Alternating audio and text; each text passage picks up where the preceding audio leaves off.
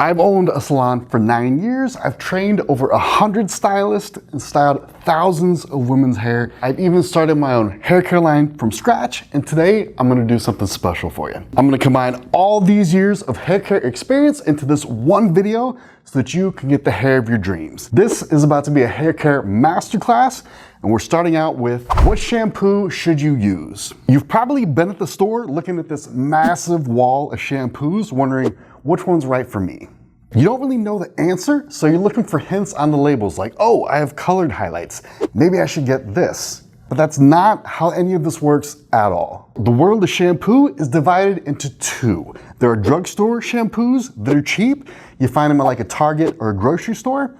And then there are pro shampoos that you would find at a nice salon or a Sephora or sometimes like an Ulta. The important thing to know here is that drugstore and professional shampoos are two totally different products. They do not do the same thing. If these were shoes, drugstore shampoos would be like flip-flops, and professionals would be like Jimmy Choos, where yes, they both go on your feet, but you'd never wear Jimmy Choos to the beach, and you would never wear flip-flops to a wedding. Unless you're in Florida.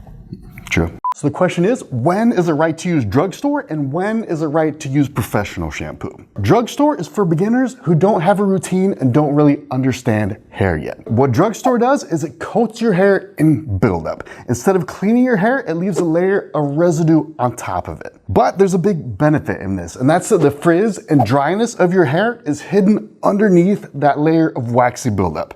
The only downside to that is the hair underneath the drugstore shampoo is unhealthy. It's kind of like when you stop doing your nails and they look all nasty underneath. Like your real nail?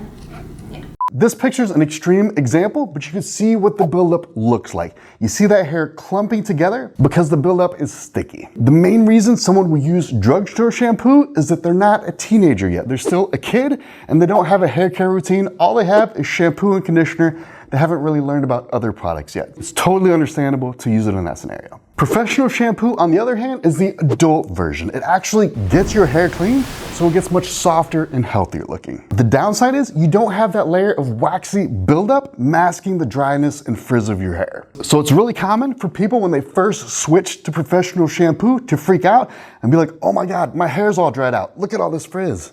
Or like, check out this static. Because it's not being weighed down by the goo anymore. Yeah. But it didn't dry it out at all. That's just what your hair looks like without all the waxy buildup. With professional shampoo, you need a hair routine and a little bit of strategy to get rid of that frizz and dryness by making your hair healthier instead of just covering it up. That's gonna make your hair much more vibrant, shiny, and softer, and you're gonna be able to go days between washes, which also is gonna improve the health of your hair. So if you look at your hair from a potential standpoint of how good it can be, drugstore shampoo will never unlock your hair's potential because it never lets your hair get healthy. Where professional shampoo takes your hair up all the way, but to get there, you have to learn a couple basics of hair care, and if you're watching this video, you're gonna learn them in just 1 minute. Common shampoo picking mistakes. I need you to know that shampoos do not strengthen hair. They do not repair hair. They do not make your hair grow longer. All of those are lies that they put on the label of shampoos. If shampoos actually solved all your hair problems, everyone would be walking around with perfect hair. It's not that easy. Doesn't work like that. If you want to actually solve a hair problem, you can do that through hair routines. I have videos on all of them if you want to check them out here, but do not pick shampoo based off your hair problems. You need to understand that shampoo and conditioner are actually really simple. All a good shampoo does is cleanse the oil and buildup while stripping the least amount of moisture from your hair. And then for conditioners, the best ones out there fully moisturize your hair without adding any heaviness or residue on the outside of your hair. Those are the only things shampoo and conditioners do, but believe it or not, most shampoos and conditioners can't even do that. Enter your shampoo soulmate. It removes all buildup, leaving your hair completely clean, and the conditioner fully moisturizes your hair without weighing it down. But the tricky thing is, your shampoo soulmate needs to be a perfect match for your hair type. There are 3 different hair types: fine, medium, and coarse. Fine hair tends to stay very flat to the head and struggles to get volume. It also gets oily quickly and stays relatively straight. Now, almost everyone thinks that they have fine hair. Hairdressers love to tell you, oh, the damage is because you have fine hair. And it's like this excuse thing. But in reality, only 30 to 40% of my clients actually have fine hair. Skipping to the other side, coarse hair is very thick. It's usually curly or at least wavy, and it tends to get dry and frizzy really easily, and it poofs up, sometimes when you don't want it to. True story. All the time. Now, if neither of those hair types describe you, you probably have medium hair. It's more like in the middle. It's relatively easy to style, it holds volume pretty easy, it gets a little bit frizzy, but nothing crazy. Now, when it comes to picking a shampoo and conditioner for your hair type, the biggest difference is the amount of moisture it needs. If your conditioner has too much moisture for your hair type, your hair is gonna feel heavy and gross. Or if it doesn't have enough moisture from your hair, it's gonna make your hair feel brittle and dry. So how do you find that perfect shampoo soulmate? It's actually easy. All you have to do is try every shampoo and conditioner out there until you find it. I get you. Or on the other hand, you can find someone like me who's already tried every product and made a list of the best ones for each hair type. You can get that list in the description. It's called my recommended product list. It walks you through everything. Fixing oily and dry hair. All right, so if your hair is all oily up here and then dry around your ends, I have good news and bad news for you. The good news is this is extremely common and really easy to fix. The bad news is your hair routine sucks. First things first, let's start by getting that dry hair moisturized. There are two problems that cause dry hair. One is you aren't giving it the right types of moisture, and the second is you're giving it the right moisture, but your hair isn't able to retain it. The outside layer of your hair is called the cuticle, and it protects the moisture inside your hair. But if that gets damaged, the cuticle starts to get holes in it, and those holes allow moisture to escape, which makes your hair dry and brittle. When your hair gets to that point, you have to understand that no matter how much moisture you put into the damaged hair, it's gonna leak right back out. It's like trying to fill a bucket with water when it has a big old hole in the bottom. You're never gonna win like that. Definitely not gonna win. So before you can make any progress against that dryness, you have to ask yourself, is my hair damaged? Yes, it is. Let me tell you, it is. And if it is damaged, you need to repair those holes in your hair. And by the way, if you're blonde, your hair is 100% damaged. I guarantee you'll get amazing results from this next part. Repairing your hair. The way to repair your hair is not with a repair shampoo. Remember I told you, do not pick shampoos based on hair problems. They do not repair your hair. The only thing they're gonna do is weigh it down and make it all gross. What you wanna do instead is incredibly simple and easy. All you have to do is get yourself a dedicated repair product. Redken's pre-shampoo intensive treatment is what I've found gives my clients the best results. And all you have to do is apply this to your damaged hair for 10 minutes and then hop in the shower, shampoo your hair like normal, condition your hair like normal. Repairing your hair takes absolutely no skill. As long as you can squeeze a product onto your hand and then put it in your hair, you can repair it. Do that once a week until your hair is shiny and healthy again. And at that point, the holes are gonna be all fixed up and your hair is once again able to retain the moisture you put into it. It's pretty cool, really easy. How to moisturize your hair. This is something that people get really confused about because there's two different types of moisture. One is good and one of them is bad. The good moisture goes inside your hair shaft, and this is gonna come from either conditioner, a hair mask, or a hair oil. These are the only sources of healthy moisture. On the other hand, bad moisture comes from product buildup in drugstore shampoos and other products. Again, that looks like this. A ton of women end up coating their hair in product buildup because it's the only way they know to deal with the dryness and frizziness. But those products don't actually add moisture to your hair. And yet they may give you that shiny, wet looking on the outside layer of your hair, but I promise you the hair underneath that is dry, brittle, and breaking off. Let's talk about adding healthy moisture. Step one of adding moisture is to shampoo and get rid of all the oil and buildup that's actually gonna block your conditioner from reaching the surface of your hair. Then we're gonna apply that conditioner and let it sit on your hair for 2 minutes. And while I'm talking about this, I know a lot of you guys love to leave stuff on your hair. I was just talking to a viewer who said that she put conditioner on her hair overnight. she slept with it. And I want you to know that doesn't do anything except make a mess. There's nothing that you need to leave on your hair for 12 hours if you're using the right products. Anyway, after you leave that conditioner on your hair for just 2 minutes, you're still not done putting moisture in your hair. That's just step 1. Step 2 is retaining the moisture that your conditioner just put in your hair so it doesn't leak out. You may have noticed that your hair is always trying to dry out on you. Remember, the outside of your hair, your cuticle is not solid. It actually looks like a bunch of fish scales. And because of that, moisture can escape from your hair, especially around your ends. So unless you do something, your hair is going to continue to dry out.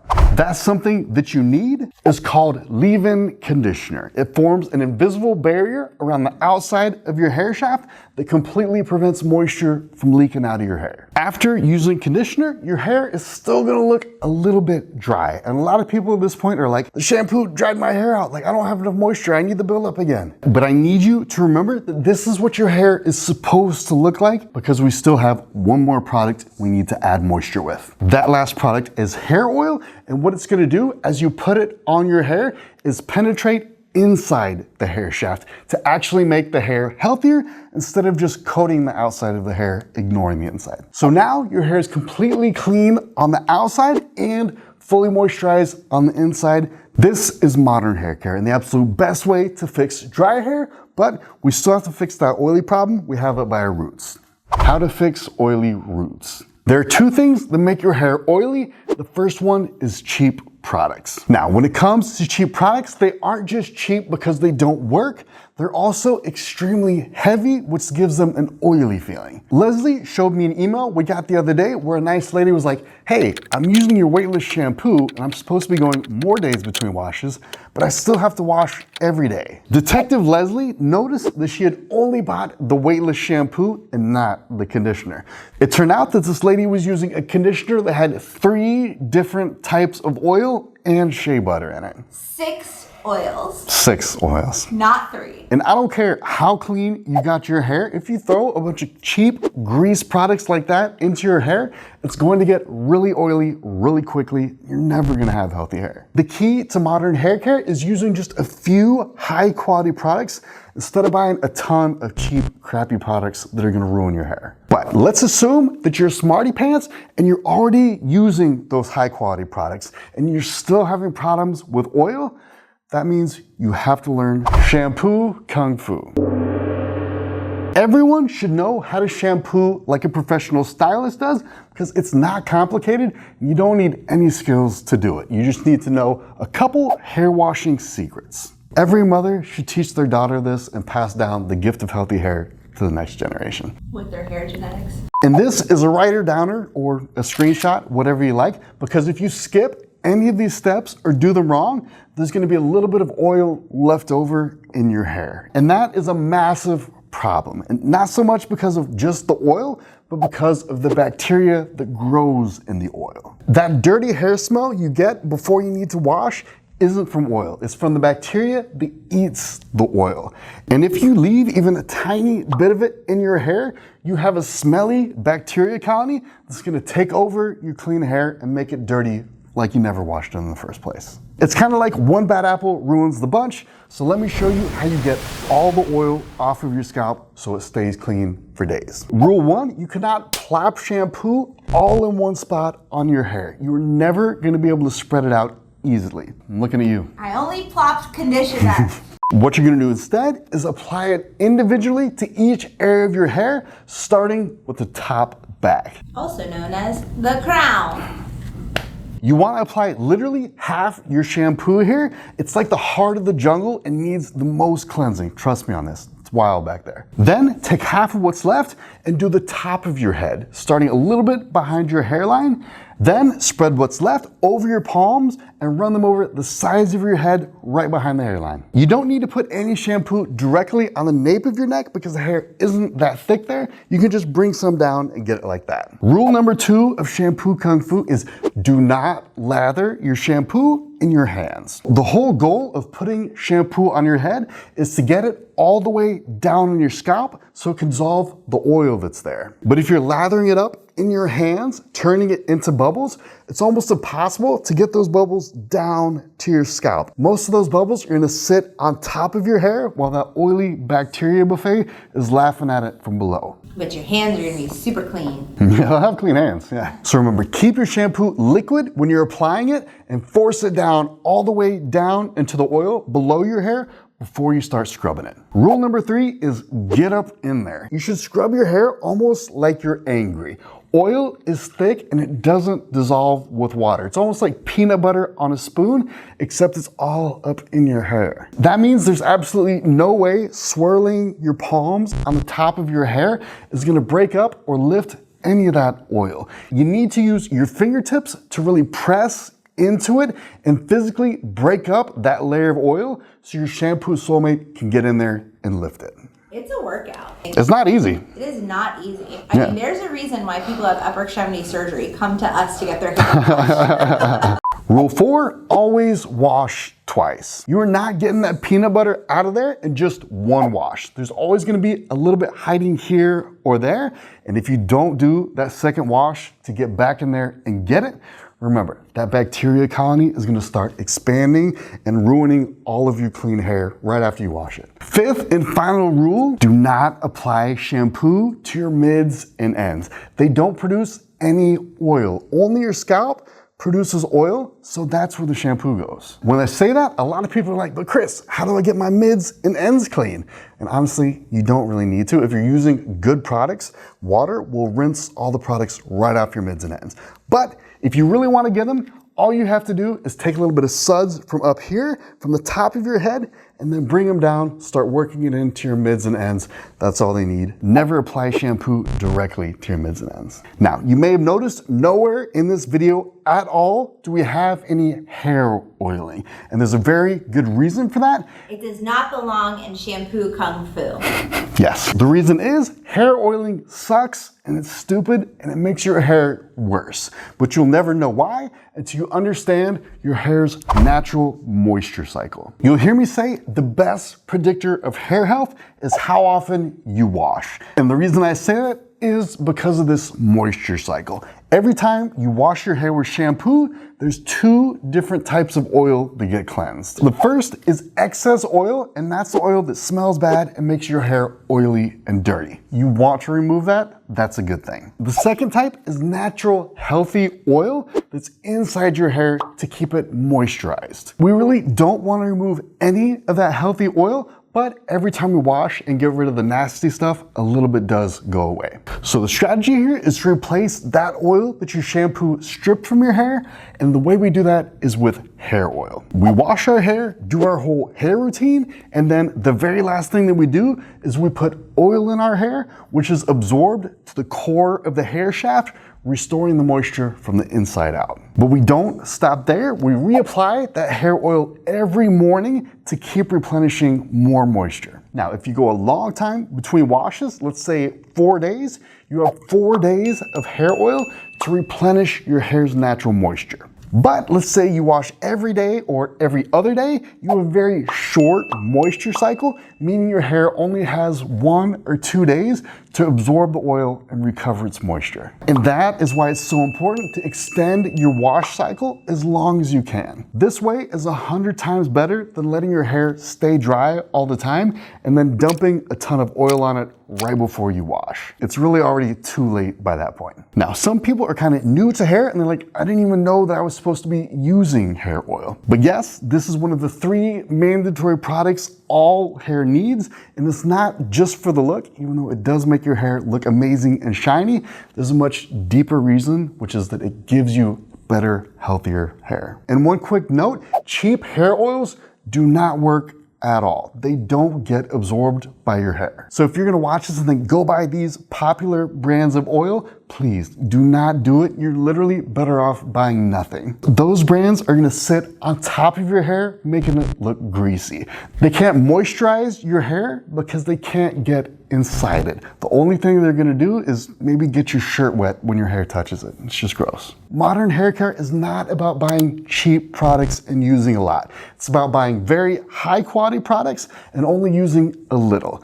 This $30 bottle makes you say, oh my gosh, that's expensive, but this will last you 9 months. That's way longer than the cheap ones will, and it actually improves your hair instead of doing nothing. Anyway, extend that moisture cycle as long as you can and apply hair oil so it's being absorbed by your hair 24/7. And remember, the longer you go between washes, the more time your hair has to recover its moisture. All right, let's get to the fun part, which is your post-shower routine. Yeah, the parts you do for me. You're gonna kick this off by stepping out of the shower and towel drying your hair. And you are not going to do it with a regular cotton bath towel because that's gonna catch your hair and cause it to break. Instead, you're gonna use a microfiber towel. These are cheap and come in packs of 10s, so give them extras to your friendly friends. You're gonna use your towel to pat your hair dry instead of washing machining it, tangling it all up. Then, and this is really important, do not leave your hair up in a towel. I'll tell you a quick story about a client that I'll call Patricia. She goes, Chris, when I do my hair at home, it's always super frizzy and I use the exact same products you do here. And I gave her my normal, you know, styling takes time to learn. Your hair will get smoother as you get more practice keeping tension on your brush. But she's like, no, Chris, I've been blow drying for years. I know what I'm doing. It just doesn't come out as well. So I go, that's weird. Let me think on it because it seems like you're doing everything right. A few months later, she comes back in and she's like, Chris, I watched one of your videos and I finally figured out what I was doing wrong. So I'm like, great. Can you tell me what the answer is? Because I have no idea. She explains that after I wash my hair, I used to leave it up in a towel for an hour before I did my hair. Instantly, I'm like, I see where you're going. She says, if I take my hair out of the towel and start blow drying it immediately, my hair has zero frizz and lasts way longer. I'm like, right. If you leave your hair in the towel, it starts to dry on its own. And hair that dries on its own will not listen to you. She's like, yeah, I had no idea until I saw it in your video. Thanks for helping out. Leaving your hair in a towel is a serious offense that I call DWS. Drying, waiting, and then styling. The reason this is terrible is because the shape of your hair is determined by the bonds that are holding your hair together. An easy way to understand that is when your hair's wet,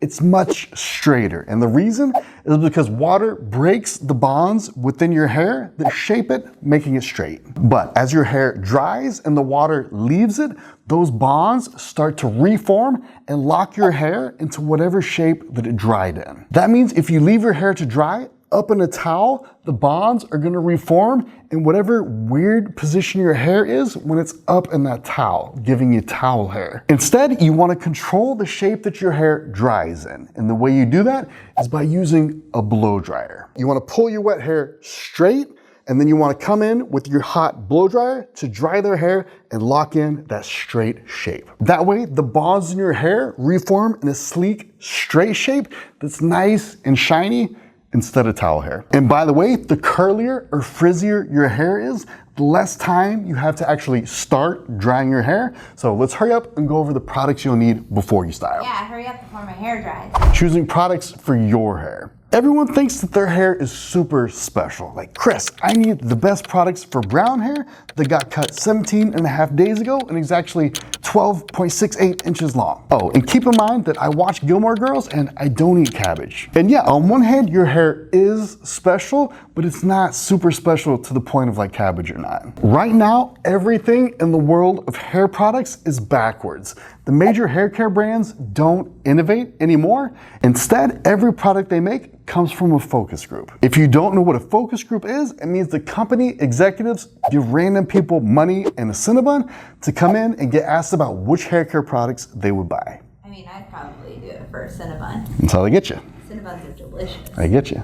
The lady in the middle is like, my hair's special. I would buy a shampoo designed for people who watch Gilmore Girls. And that encourages the lady next to her to go like, yeah, my hair's special too. I want a shampoo for people who don't eat cabbage. You can see I'm exaggerating a little bit here, but most of the times the products on the shelves are designed by people in focus groups asking for stuff that does not exist. So you get things like color care products. Oh, I have colored hair. I must need this.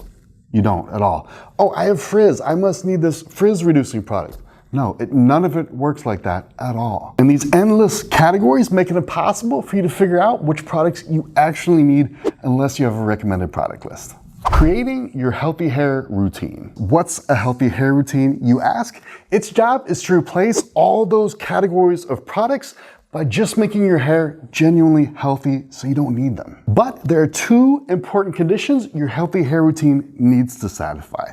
One, it needs to protect every part of your hair, your roots, your mids, and your ends. And then number two, it needs to do that with the least amount of products possible. And those products need to be super light. We don't want any products leaving residue or weighing your hair down, forcing you to wash more often, because remember, the more days between washes, the longer your hair has to recover, like we said in the moisture cycle. Now, luckily, my life's work up until this point has been tweaking and testing healthy hair routines, which has resulted in my pride and joy. I call it the Trinity routine. It protects all three parts of your hair with only two products if you already have shampoo and conditioner. And remember, that's important because we're focusing on just a few high quality products instead of an army of cheap products. For roots, we have a shampoo soulmate, which will fully cleanse your scalp, leaving no buildup whatsoever on your roots or scalp, if you know shampoo kung fu. For mids, we have leave-in conditioner. This is gonna form a barrier around your hair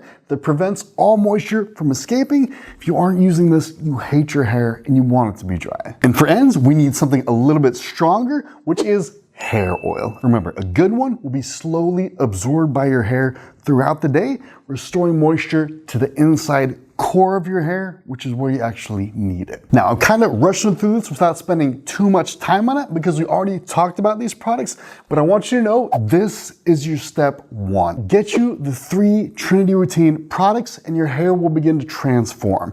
If you have a hair problem, this will resolve 99% of it. Do not sleep on this. Do this now or else you're gonna forget, spend the rest of your life with hair problems. All right, so you now have healthy hair. Congratulations. But you need to style that healthy hair, which by the way, is way easier than styling unhealthy hair. So let's go over the heat styling products. Before we get into this, I just wanna say heat styling is not damaging to your hair at all if you do it right. A ton of my clients say that they avoid heat styling because they think it's unhealthy. It's not unhealthy. You know what's unhealthy? Going blonde. As they're telling me this, I'm like, you do realize I'm using heat on your hair right now, and every time you go to a stylist, they're gonna wanna use heat on your hair too. The advice to not heat style your hair is like the outdated dieting advice where you can't eat any fat. And yeah, you don't wanna eat a bunch of like fatty burgers with bacon and stuff, but you do wanna eat avocados, which have healthy fat in it, or salmon, which has healthy fat. It's important to look a little bit deeper into this and realize that heat styling can actually make your hair healthier. One benefit of heat styling is that it keeps your hair cleaner longer, so you can go a couple more days before you have to wash, which extends your moisture cycle. And that's an extra couple of days that your hair has to reabsorb oil and recover moisture. And to a lot of people, that's a complete shock. There's so many people out there that I feel sorry for, where they're like, I can't heat style my hair right now. I need to wait until it gets healthier. But these people have been waiting for this magic, healthier version of their hair to somehow appear out of thin air,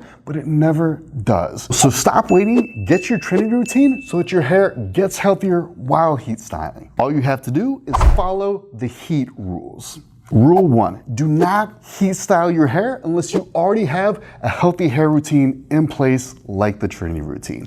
If you don't have it, your hair is gonna slowly degrade over time. Rule 2 is you need to give your hair 3 days of rest before you hit it with heat again. So if today is a Monday and you heat style your hair today, you are not allowed to heat style on Tuesday or on Wednesday. You have to wait until Thursday to use heat again. Rule number 3 is if you blow dry, you need to use a blow dry cream with heat protection. It's really easy. Every single one should have it already. Number 4 is if you use an iron, you need to use a thermal heat protectant. Thermal heat protectants are specially made for the heat of an iron, which is twice as hot as a blow dryer. But if you aren't ironing, you don't need to use one. Quick question. If you blow dry and you iron, how many heat protectants do you need? If you blow dry, you need a blow dry cream with heat protection. If you iron, you need a thermal protectant. If you do both, you need both. This requires no skill at all. You just need to hear the stuff enough times to remember it. That's why Leslie and I are here. Now that you know how to heat style safely, and that it's not going to damage your hair, you need to learn proper styling technique. Before you put any heat on your hair at all, you need decent styling tools. If you stole a $5 blow dryer off the wall of some hotel bathroom that doesn't even have a nozzle on it, you're going to be in huge trouble. Believe it or not, blow dryers are way more complicated than you think. A lot of people are like, it gets hot, it dries the hair. It's the same, they're all the same. But it's actually the opposite of that. The best blow dryer on the planet, the Hairy Josh, will make your hair come out 1,000,000 times softer and keep it cleaner longer than a regular blow dryer. Because of that, you need to make it a priority to get a real blow dryer. And by a real one, I mean one with a nozzle and an ion setting. But whatever you do not buy a Dyson. unless it's a vacuum. Air filters are fine too. If you talk to somebody who says they like a Dyson, it's because they've never used a good blow dryer before. It's like when you had your first boyfriend in high school and you were like, he's amazing. I don't know how I got this lucky. But when you broke up 3 weeks later, you're like, I don't know how I'll ever find anyone as good as him ever again. And the next weekend you go out with somebody else and you're like, I don't know what I ever saw in my old boyfriend. So just remember where a lot of people are in that cycle. You only want to listen to people that have actually tried good blow dryers. A really good rule of thumb is don't waste money on Dyson hair tools ever. They're the absolute worst, overpriced, and they underperform. I have some really in-depth styling tutorials coming out soon, so let's move on and talk about hair growth. Hair growth is the holy grail of hair care. Many lives have been lost in its pursuit. Many. That's a little bit of an exaggeration, but many people have lost a ton of money on hair growth scams. So let's separate scam from solution so you know how it really works. I have clients come up to me like, Chris, my hair stopped growing. It hasn't grown in like 2 years. What can I do? This client bleaches her hair blonde, so I hold a mirror up in front of her and ask, if your hair isn't growing, then why do you have to keep getting your roots touched up? She did this weird thing with her mouth where nothing comes out, but she finally said, I don't know.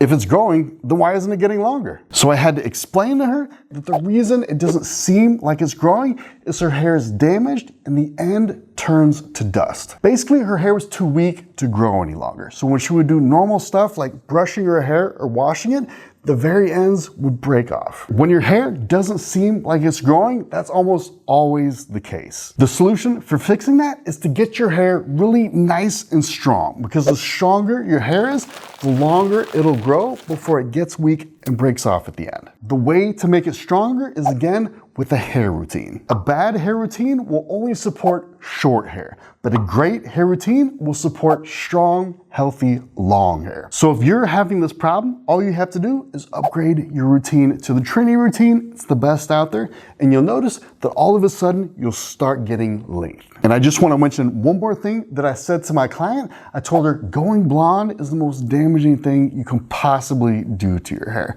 If you go blonde at all, even if it's just like highlights here and there, you need to repair your hair with a repair product. Hair is a skill, not an attribute. What I mean by hair is a skill is that you get better at it really quickly when you practice. A lot of my clients first come to me like, ooh, I'm not good at hair. My family, like, we just don't have that gene. And they laugh and I put on this understanding smile like it's my first time I've ever heard that, but it really doesn't work like that. Anyone can get good at hair. It's not an attribute like height or eye color where you either have it or you don't. The disconnect here is that as adults, we forget what it's like to actually have to learn something. As a kid, we were fine with learning. We would learn to walk, learn how to talk, and even eat.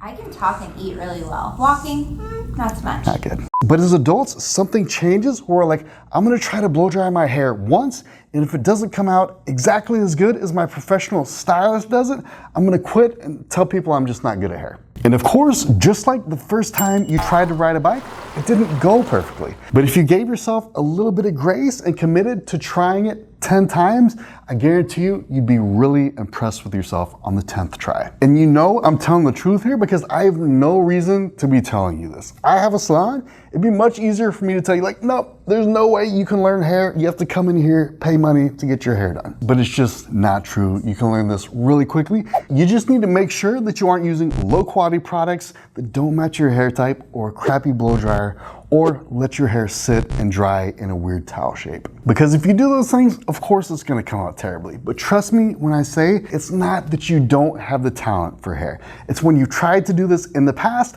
everything got messed up by that anti-cabbage eating focus group people, so you never stood a chance. But now, since you've learned the truth, you're actually making progress on your hair journey. Believe it or not, your hair journey can actually be mapped out visually, so everything makes a lot more sense to you. You can actually go like, oh, I forgot that step.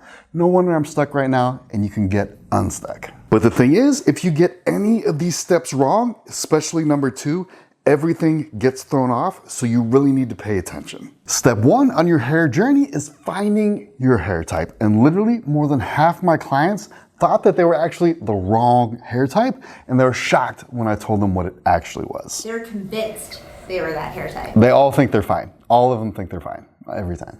So if you haven't already, I really recommend you take the hair type quiz so you're not in the dark. Step 2 is to use your hair type to find your shampoo soulmate. And that's really easy because as soon as you finish the hair type quiz, it's gonna show you your shampoo soulmate. And by the way, when I say shampoo soulmate, I mean the conditioner and the shampoo. Conditioner soulmate just doesn't really have the same ring to it. Step 3 is you need to learn shampoo kung fu. If you can't get your hair 100% clean, you're constantly gonna have gross stuff growing in it. It's gonna wreck your routine. Shampoo kung fu also elongates your moisture cycle, so your hair gets much healthier. It's the single biggest predictor of hair health. I told you I was gonna say that a lot. And huge hint here, if you think that your shampoo soulmate is from like a Target or a grocery store, I would invite you to go back and watch this entire video from the start as punishment.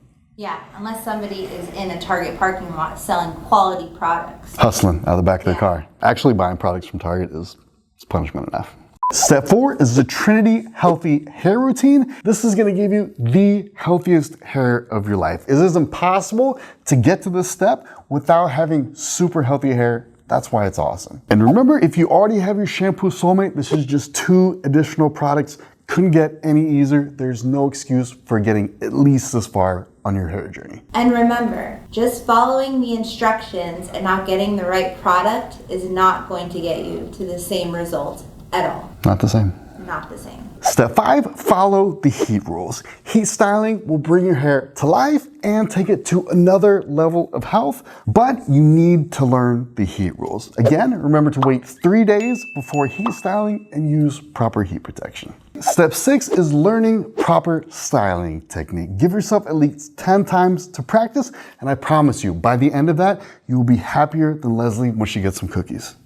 Brownies. Step 7, and we're really getting up there now, is learning to protect your style. Remember, your style can get messed up really easily by humidity, rain, the way you sleep on it, all of that stuff. But the worst of all that nobody thinks about is the shower. It's super humid and water is bouncing off your shoulders into your hair, taking days off your wash cycle. At this stage, wearing a shower cap can add an extra 2 days to your moisture cycle. That means 2 more days before you have to style again, and 2 more days for moisture to be reabsorbed into your hair. This is also the step where you need to learn how to refresh your style in the morning, because if you can do that, you basically mastered hair. There's a video on exactly how to do that up here if you want to take a look. All right, let's talk about brushes, because a ton of my clients are still using the wrong ones and damaging their hair. First up is your rat tail comb. Rat tail combs are really about the rat tail side, not the comb side. If you're looking for something that you're gonna run through the length of your hair, this is not the tool. The rat tail side here is great for things like sectioning hair, parting hair. Anytime that you need a really nice clean line, this is an amazing option. Let's say that you're trying to get a super clean middle part like Kim here. If your hair is going in all different directions, you're never gonna be able to get it nice and straight. So what you're gonna do is bring out your little rat tail comb here with all the tiny teeth, and these teeth are gonna get all the hairs right on top in your part section extremely straight. You're not gonna go all the way down. You're just gonna get your hair straight right in the area that your part is. What that's gonna do is when you come in with the rat tail side to get your super clean part, it's gonna glide through extremely easily. There aren't gonna be any hairs that are going a different direction that'll make your part go in the middle of it. Like a zigzag part. Is what I say. Next up is regular combs. And regular combs are super straightforward. They're kind of like a jack of all trades. You can use this to part if you want, but it's not as good as a rat tail comb. And you can also use this to detangle, but it causes a ton of breakage. I really recommend you don't. The main reason we have one of these at every station in my salon is because it's really good at one thing, and that is flat ironing hair. What you're gonna do is take this and put it on your hair right before it goes onto the flat iron. And as it feeds into the flat iron, it's gonna be super straight before it's ironed. It's also gonna spread out your hair evenly before it goes on the iron to make sure it's not overlapped or too thick on one side or too thin on the other side. You want it to be even. A lot of my clients just use their hands when they flat iron to do it as quickly as possible. But one of these days, you really should treat yourself doing it the right way with this comb, just so you can see the difference. I think you'll be surprised. Treat yourself. Treat yourself. Next up is wide tooth combs.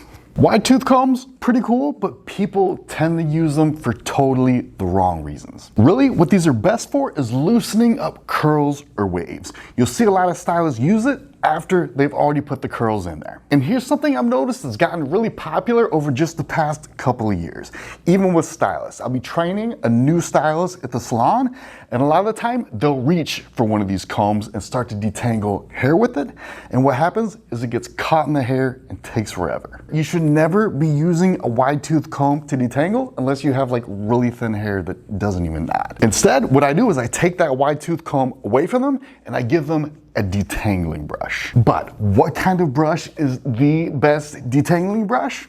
There's actually a couple to choose from. We'll go over which one is best for you because this is something that you should be using to keep your hair healthy literally every single day. The first option is Tangle Teaser. Tangle Teasers are like your beginner brush. The bristles are short and really flexible and they don't do that much, but that makes them really user-friendly. You really can't do any damage with one of these, even if you tried. What? I hate it. The main difference that you'll notice in detangling brushes and combs is that the bristles are flexible in detangling brushes, and that saves your hair from getting ripped out. If you hit and run into a knot, these bristles are gonna flex out instead of just ripping your hair out. This is great for like 10-year-olds that are still learning proper brushing habits. You can give this to your daughter and feel pretty safe that nothing terrible is gonna happen. Until she finds a pair of scissors. Keep an eye on your kids, folks. But the downside to this is it just doesn't do very much because the bristles are short and small. They can't really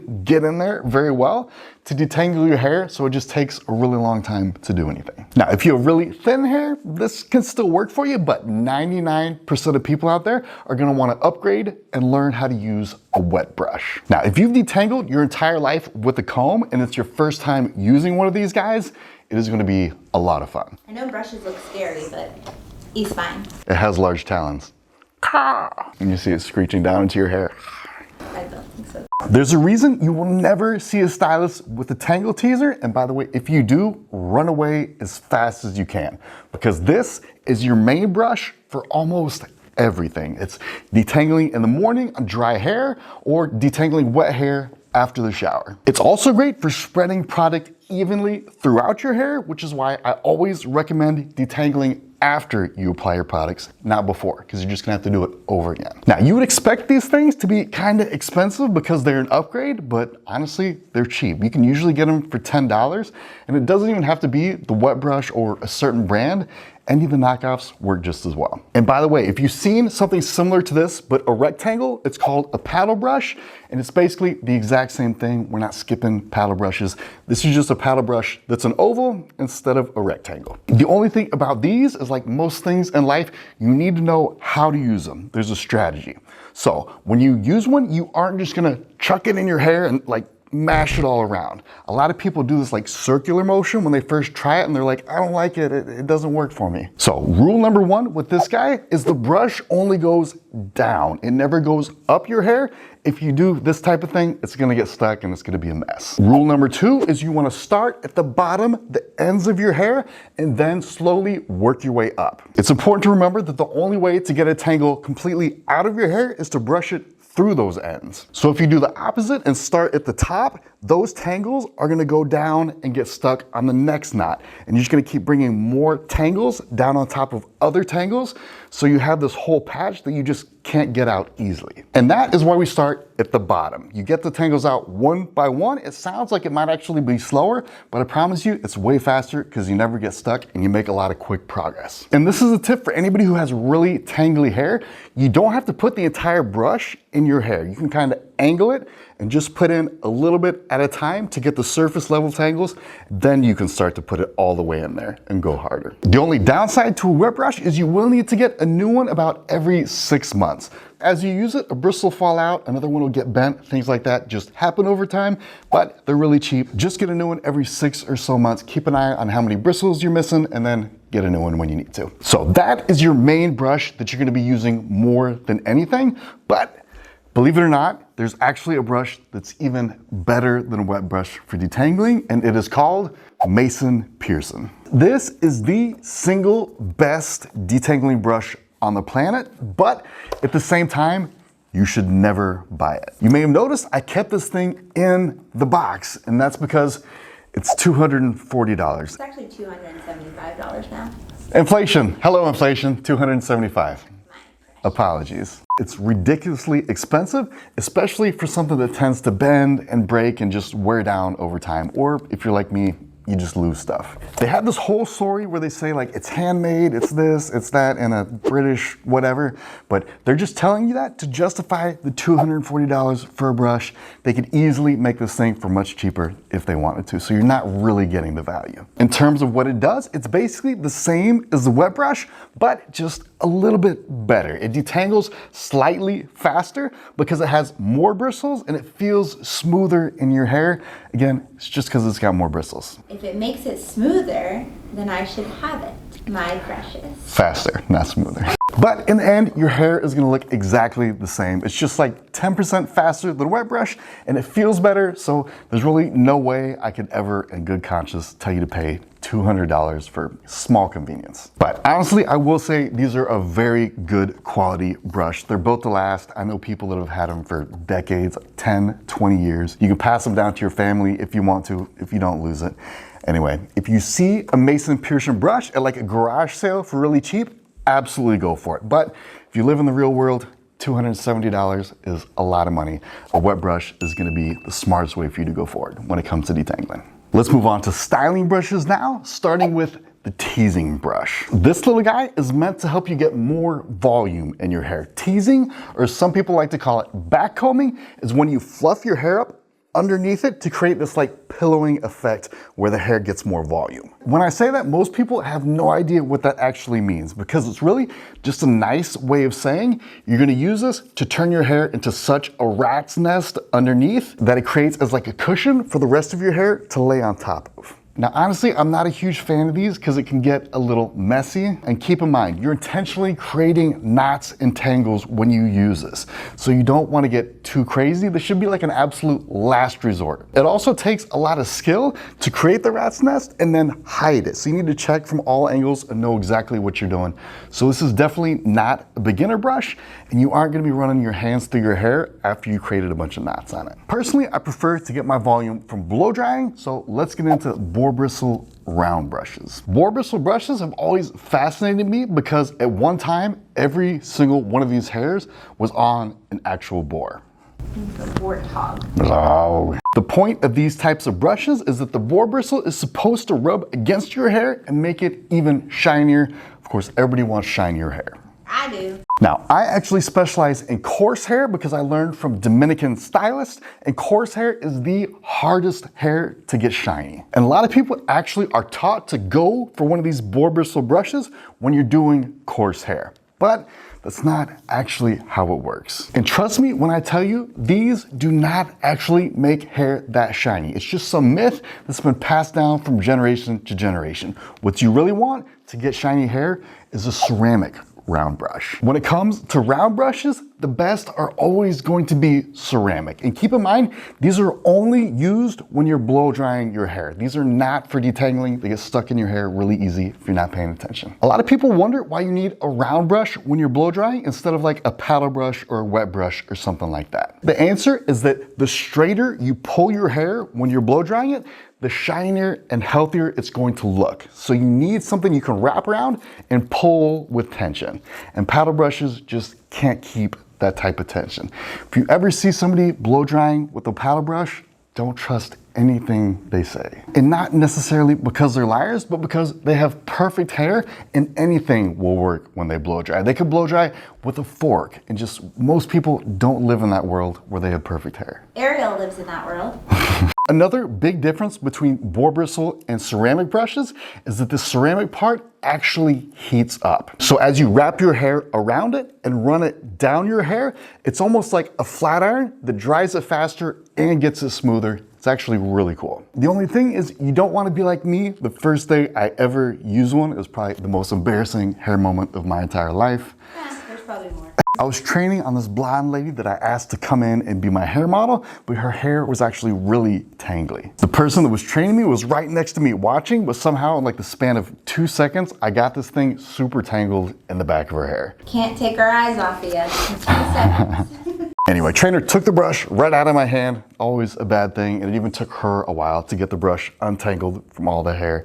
Felt like an hour because I'm sitting there like everybody else is like watching me with a red face, and people are like, what's going on? What's that brush doing in her hair like that? What is Chris doing? So 2 things on that to make sure this never gets stuck in your hair. Number 1, if it ever does, you can just take your rat tail comb, get the hair, and lift it. Spin the brush a tiny bit, lift it like that until it's all out. And number 2, the hair only goes on one side of the brush and the brush only goes down. You have to keep moving it down. If you move up, you risk getting the hair on the other side and completely tangling everything. Now, if this whole thing seems too much and it's just like too intimidating to you, let me introduce you to the blow dry brush.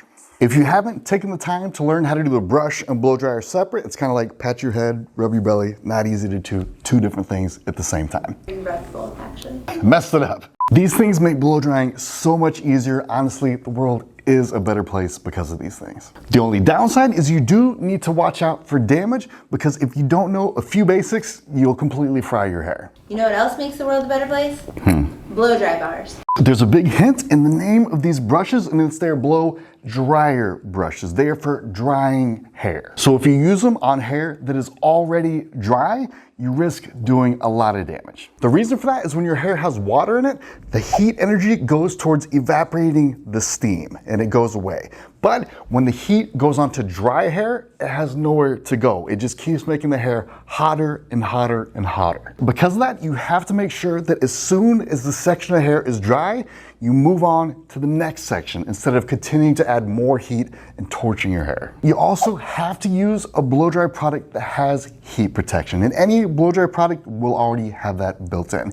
You can find a good one for your hair in my recommended product list. One more thing to keep in mind is you can't use these things every single day. You need to give your hair 3 days rest before you hit it with heat again. If you keep those things in mind, your hair will be completely safe and look amazing, and the blow dry brush will make your life much easier and much better. Next up are Denman brushes. You won't see these very much in my videos because I do salon hair, and these are people who just like to do air dried curls. Air dried curls are a totally different planet of hair care with completely different rules than salon hair, which is why I'm putting this at the end here. All right, let's talk about cleaning brushes real quick. You have a few tools to choose from. The first one here is the rake. It's got a big end and it's got a small end, and it kind of looks like a medieval torture device. You also have your normal comb, but this isn't that good either when it comes to getting hair out of a brush. What I really like to use is a teasing brush. These things are really cheap, but they're really good at getting the hair out of a brush, and you can see how quickly it clears this entire brush just like that. They're amazing. So we got the hair out, but this brush is still really dirty. So the next step is to soak it in hot water. There's no tricks here, just put hot water in your bowl. All we're gonna do is add a little bit of shampoo to the water here, and then we're gonna start mixing it a little bit with our brush, and feel free to add any other hair tools that are dirty. After it's had time to soak, pour it out into your sink, and I like to rinse it off just to get most of the stuff off before I have to start scrubbing it. You can use a toothbrush or denture cleaners to scrub, get every last bit off. When they're fully clean, I rinse them and use a towel to get them dry. And I usually let them sit for a couple hours so they can air dry, and that's it. It's that easy. You might be asking if there's more advanced stuff like this, and the answer is not really, unless you're a professional stylist. That means that if you can get to this step, you've accomplished more than 99.9% of other women on their hair journey. That's as much hair knowledge as I can possibly put into your brain in the 55 minutes that we had. But remember, everything begins with the hair type quiz on my recommended product list. It's in the description of this video. It'll guide you step by step through everything. Go get your amazing hair. Have a good one.